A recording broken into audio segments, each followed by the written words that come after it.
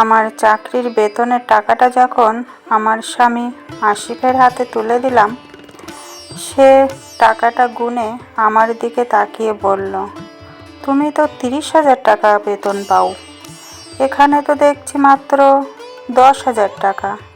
আমি বললাম, 10,000 তোমাকে দিলাম, 10,000 আমার কাছে রাখলাম, আর বাকি 10,000 আমার বাবা মায়ের জন্য। আসিফ অবাক হয়ে বলল, তোমার বাবা মায়ের জন্য মানে?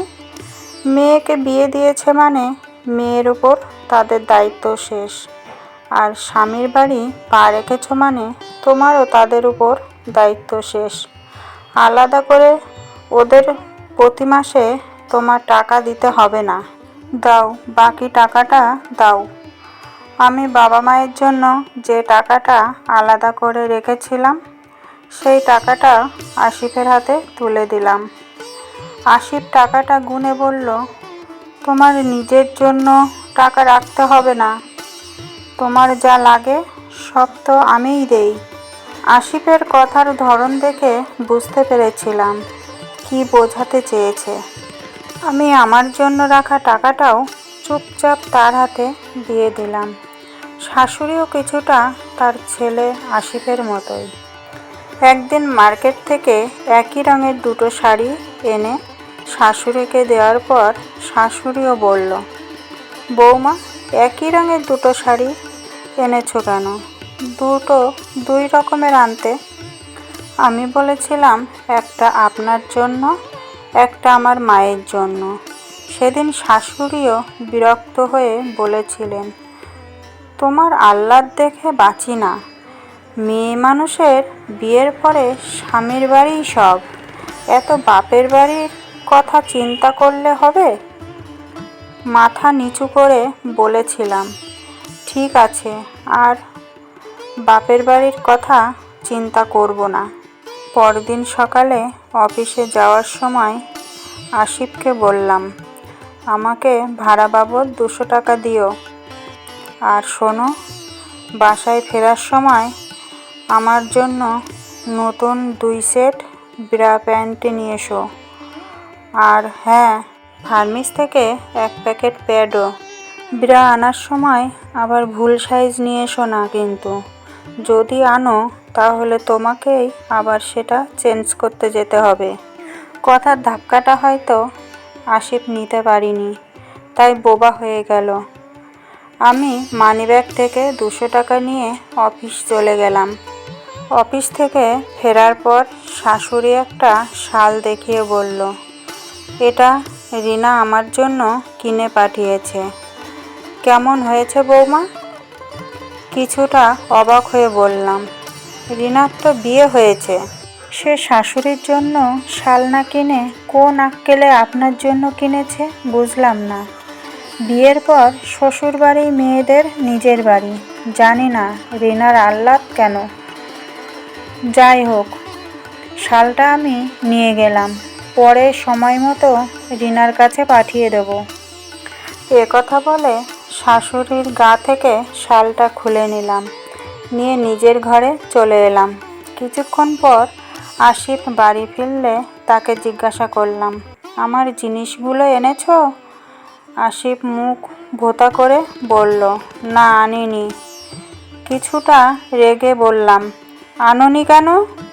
আমার পেটে ব্যথা শুরু হয়েছে, একটু পর যখন পিরিয়ড শুরু হবে তখন বিদেশ থেকে আনা এই দামি কম্বলে রক্তের দাগ লেগে গেলে সেটা কি ভালো লাগবে? আমার কথা শুনে আসিফ তাড়াতাড়ি ঘর থেকে বের হয়ে গেল। কিছুক্ষণ পরে 1 প্যাকেট প্যাড এনে আমার হাতে দেওয়ার পর আমি বললাম, বাকি জিনিসগুলো কোথায়? আসিফ মাথা নিচু করে 10,000 টাকা আমার হাতে দিয়ে বলল, আজ থেকে তোমার জিনিস তুমি কিনো। মেয়েদের সব জিনিস পুরুষরা কিনতে পারে না। পরের দিন বাবা আমার বাসায় এসে আমার স্বামী শাশুড়ির সামনে আমাকে বলল, মা, আমার বয়স হয়েছে, কখন কি হয় বলা যায় না, তুই তোর প্রাপ্য সম্পত্তিগুলো বুঝে নে। বাবার দিকে তাকিয়ে বললাম, কিসের সম্পত্তি বাবা? তুমি জানো না মেয়েরা বিয়ের পরে পর হয়ে যায়? তুমি আমার যেদিন বিয়ে দিয়েছ সেদিনের পর থেকেই আমার প্রতি তোমাদের দায়িত্ব শেষ। আর আমি যখন শ্বশুর বাড়িতে পা রেখেছি তখনই তোমাদের প্রতি আমার দায়িত্ব শেষ। আমার স্বামী শাশুড়ি আমাকে সেটাই বুঝিয়েছে। বাবা অবাক হয়ে বলল, মা এসব তুই কী বলছিস? আমি বললাম, ঠিক বলছি বাবা, আমার কিছু লাগবে না। আসিফ আমতা আমতা করে আমাকে বলল, তুমি আমাকে ভুল বুঝো না, বিষয়টা এমন না। শান্ত গলায় আসিফকে বললাম, তুমি বলো বিষয়টা কেমন? আমার কি ইচ্ছে হতে পারে না যে মানুষটা আমাকে এত বড় করলো, পড়াশুনো শিখিয়ে যোগ্য পাত্রের সাথে বিয়েও দিল, তার জন্য কিছু করতে? আজ আমি চাকরি করছি, সবটা তো ওনারই জন্য। উনি তো চাইলেই পারতেন ওনার মেয়েকে পড়াশুনো না করাতে। আমার বিয়ে হয়ে গেছে বলে ওনাদের প্রতি আমার দায়িত্ব সব শেষ হয়ে যাবে? মেয়ে বিয়ে দিলেই যদি বাবা মায়ের দায়িত্ব শেষ হয়ে যেত তাহলে আমার বাবা এখানে আসতো না। না আমার প্রাপ্য আমাকে বুঝিয়ে দিতে। আসিফ আর কোনো কথা না বলে মাথা নিচু করে রইল।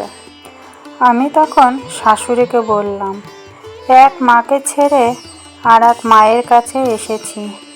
আমার দুটো মা। যে মেয়ের দুটো মা সে তো একটু আহ্লাদি হবেই। আমি এক মায়ের জন্য কিছু কিনবো আর এক মায়ের জন্য কিনবো না, সেটা কি কখনো হয়? মা আপনিই বলুন। শাশুড়ি মাথা নিচু করে কাঁদতে লাগলো।